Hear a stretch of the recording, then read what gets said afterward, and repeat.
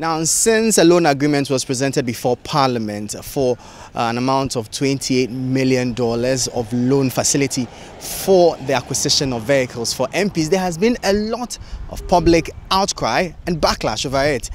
Members of the public have expressed their misgiving over this and feel that it is a misplaced priority. Well, today on the Citi Newsroom, we'll be bringing you a 360 on the issue of car loans, how it started, and we'll be speaking to various stakeholders on it to get their thoughts and help us better appreciate the issue.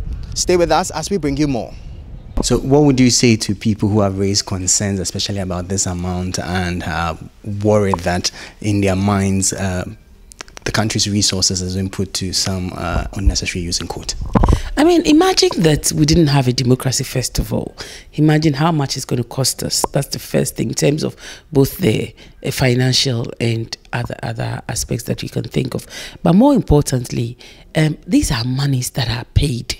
So it's like you or me going to the bank to go and look for money to buy a car so I can come to work. I'll have to pay for it. When you take a loan, you pay for it. So the members of parliament who are getting the loans are not getting the monies for free. It's monies that they are actually going to pay for. And in fact, what we do in parliament is that once we know that we are going to facilitate the loans, we start recovering even before they actually receive the loans. And so here in Parliament, for the 8th Parliament, from February, our accounts department has actually been recovering the loan, the monies, bearing in mind how much is going to be involved and what, the monthly deductions will be. The monies are deducted at source and paid to the relevant agencies. And so members of parliament actually do pay for the money. I mean, I want to emphasize that it's not free money, it's money that they pay for. We want to compare with the other arms of government where they are provided with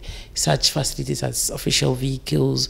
You have MDAs, officials and MDAs getting official vehicles, and that being, once you get the official vehicle, obviously it's serviced by the state, and you get fuel by the state, the driver is by the state, and at the end of the time you leave it. Maybe it's one of the things that we may want to also look at as an institution. Maybe is it time for members of parliament to be also resourced like that in order to avoid the conversation of people thinking that they shouldn't receive the loans. And this is not to say that parliament is insensitive to the atmosphere that we are in.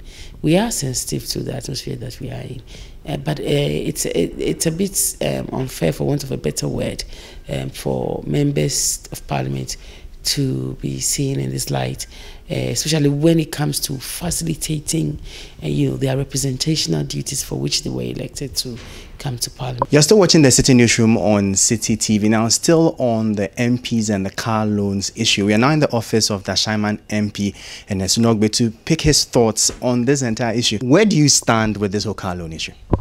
Well, thank you very much. The car loan is something that has been there before some of us entered parliament, and it is to facilitate the working of the MPs.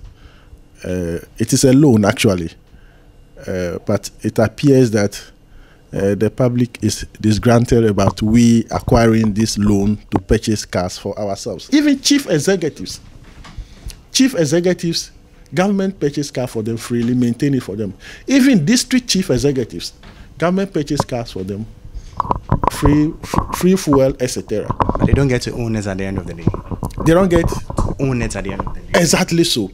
We purchase it, we get acquire loan through the government, help us to acquire loan to own it, actually, because we pay for the loan. As I speak with you, I have never seen the car that I'm going to purchase. I don't know which type of car I'm going to purchase.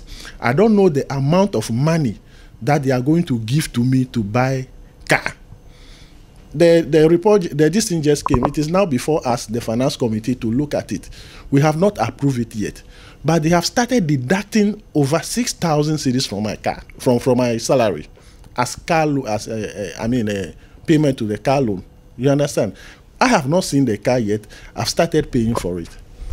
You see. So if the government will be minded, then government now or before or after should purchase a car for the MPs, pool of cars. You come, this one is designated for a chairman. You use it 4 years, 8 years, whatever number of years you use it, you exit, the next person who will come and continue using it. That is it. If they want it that way, we will prefer it. Now, you are a first-time MP, so tell us, how do you commute to Parliament and to your constituency? I'm still using my vehicles I use for the elections, which is not bad, but at least for a member of Parliament and for the kind of work we do, for the distances we cover, even within Accra, I think you need something durable to be able to do your work. So people should bear with us. I mean, we understand the challenges that this country is facing. Nobody is oblivious of it. We know, there's huge youth unemployment. We know people struggle to find water in many of our constituencies, and especially in our rural constituencies. We know the roads are bad, but we need to work to fix this. And this is part of our working conditions. So I think people should cut us a bit of slack on this. I'm sure your constituents are watching you right now. Explain to them your justification for a $100,000 vehicle and how that would help you better serve them.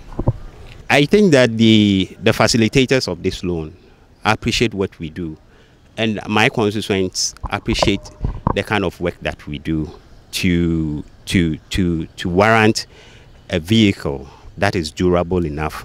And if the price is 100,000, so be it. That was a Member of Parliament for New Dubiase sharing his thoughts on the loan facility for MPs, and he says that the amount is justified as it would help them facilitate their work as MPs. Stay with us. This is the Citi Newsroom. Now we'll hear from some Ghanaians on their thoughts on this car loan for MPs. I have a gentleman here. I'm going to pick his thoughts on it. Tell me, sir, what do you make of this loan for MPs to get their cars? In fact, actually, it's not any good advice, because we have a lot of things to do in the country. There's hardship, there's schools and the trades, there's hospitals uncompleted, there's a lot of schools uncompleted, and in fact, the country is too, it's we are in hardship. We are not in a good time. And security, our security too is very bad. So we need a lot of money. Going for loan for a car is not a good idea. Even we need money to buy water tankers too. Just when there's a fire at even Mokola, just 3 days ago, there's a fire at Mokola. Even there's no water tanker, there's no even fuel to fuel the cars and go and quench the water. So this thing, actually, I can't see any sense in it.